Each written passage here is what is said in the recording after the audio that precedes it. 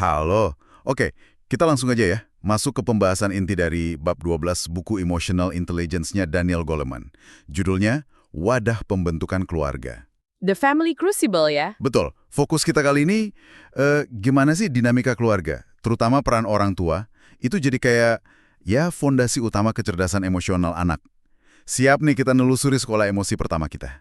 Siap, siap. Keluarga itu memang bisa dibilang laboratorium emosi yang pertama dan utama ya. Goleman kan nunjukin gimana orang tua, seringnya nggak sadar malah. Nggak sadar ya? Iya, nggak sadar jadi arsitek utama landscape emosional si anak. Bukan cuma lewat nasihat yang, yang langsung gitu, tapi justru lewat interaksi sehari-hari. Interaksi biasa ya? Iya, cara mereka nanggepin perasaan anak, terus juga cara mereka ngelola perasaan mereka sendiri, itu ngaruh banget. Wah, iya. Dan satu poin penting nih yang dikutip Goleman, itu kan risetnya John Gottman ya. Ah iya, Gottman. Ternyata ada kaitan erat banget antara kecerdasan emosional suami istri dalam pernikahan mereka, itu nyambung ke seberapa efektif mereka ngasuh emosi anak-anaknya. Betul sekali. Jadi istilahnya kualitas hubungan emosional antar pasangan itu ngefek ke parenting style mereka. Jadi cara kita sama pasangan ngelola konflik, ngelola emosi, itu secara nggak langsung jadi contoh ya, jadi model buat anak gitu. Persis, jadi model. Nah, dari pengamatan ini, Gottman sama rekan-rekannya itu memetakan ada 4 gaya pengasuhan emosional utama. 4 gaya ya? Iya, 4. Dan ini tujuannya bukan buat ngejudge orang ya, tapi lebih ke memahami aja. Gimana sih dampak beda-beda dari tiap pendekatan itu ke perkembangan anak? Oke, menarik. Kita bedah satu-satu deh ya. Pertama, gaya mengabaikan, dismissing ya, atau ngalihin perhatian gitu ya, dari emosi negatif anak. Mungkin bilang, gitu aja kok sedih, kayak gitu. Betul. Atau udah nggak usah dipikirin, pesan yang ketangkap sama anak apa coba? Ya, perasaan aku ini nggak valid, nggak penting gitu. Iya. Terus yang kedua, tidak setuju? Disapproving. Nah, ini lebih keras lagi. Kalau yang tadi nggak baik kan, yang ini nggak setuju. Orang tua itu kritis, bisa jadi ngehakimin, bahkan ngehukum anak karena nunjukin emosi negatif. Contohnya kayak ngelarang anak marah gitu. Nah, itu contoh paling umum. Nggak boleh marah. Akibatnya apa? Anak jadi belajar, dia harus neken emosinya. Dan yang lebih dalam lagi, dia bisa ngerasa ada yang salah sama dirinya sendiri. Kok aku punya perasaan kayak gini ya, jadi malu gitu sama emosinya. Waduh, dalam juga ya dampaknya. Oke, ketiga, gaya laissez-faire. Ini kayak serba boleh gitu ya?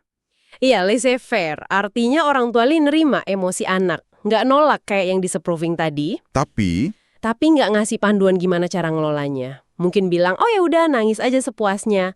Nggak salah sih nerima emosinya, tapi anaknya jadi nggak belajar strategi regulasi emosi. Jadi bingung sendiri ya anaknya.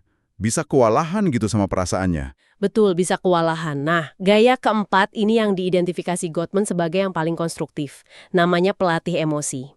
Emotional coach. Pelatih emosi, oke. Orang tua tipe ini, uniknya justru ngelihat emosi negatif anak itu sebagai momen berharga. Momen buat apa? Buat nyambung sama anak, buat ngajarin skill penting. Mereka nggak menghindar dari tangisan atau kemarahan anak. Wah, menarik banget. Jadi, langkah konkretnya gimana tuh si pelatih emosi ini? Kayaknya butuh sabar banget ya. Ya, pasti butuh kesabaran ekstra, hehe. Tapi hasilnya sepadan. Pertama, mereka itu sadar sama emosi anak. Bahkan yang intensitasnya rendah, yang samar-samar gitu. Oke, aware dulu ya. Aware dulu.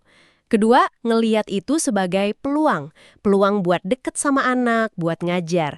Ketiga, dengerin pakai empati. Bener-bener coba ngertiin, terus validasi perasaannya.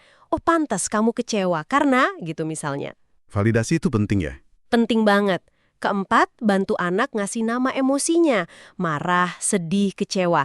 Ini krusial buat anak paham dirinya sendiri. Kelima, baru netapin batasan perilaku. Nah, ini penting. Iya, marah boleh tapi mukul nggak boleh ya. Sambil bantu anak mecahin masalah atau cari cara yang sehat buat ngelola emosi itu. Wow, komplit ya langkahnya. Dampaknya pasti signifikan banget ini.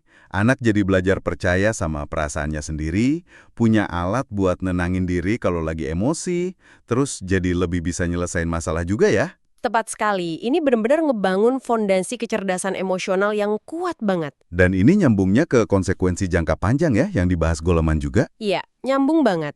Goleman mengaitkannya dengan konsepnya Erik Erikson soal percaya dasar versus curiga dasar.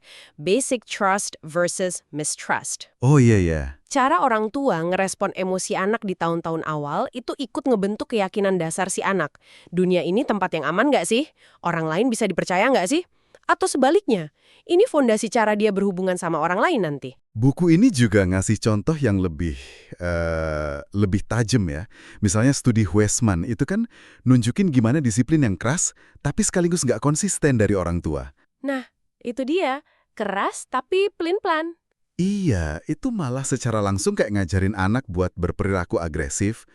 Atau kisah Martin, contoh tragis gimana trauma kayak pelecehan itu bisa secara aktif ngerusak kapasitas empati.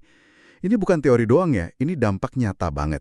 Bener, pelajaran emosional awal ini kayak ngebentuk jalur-jalur di otak kita gitu. Tapi, nah ini penting buat diingat, dan Goleman juga bahas ini di bagian lain buku ya. Gimana tuh?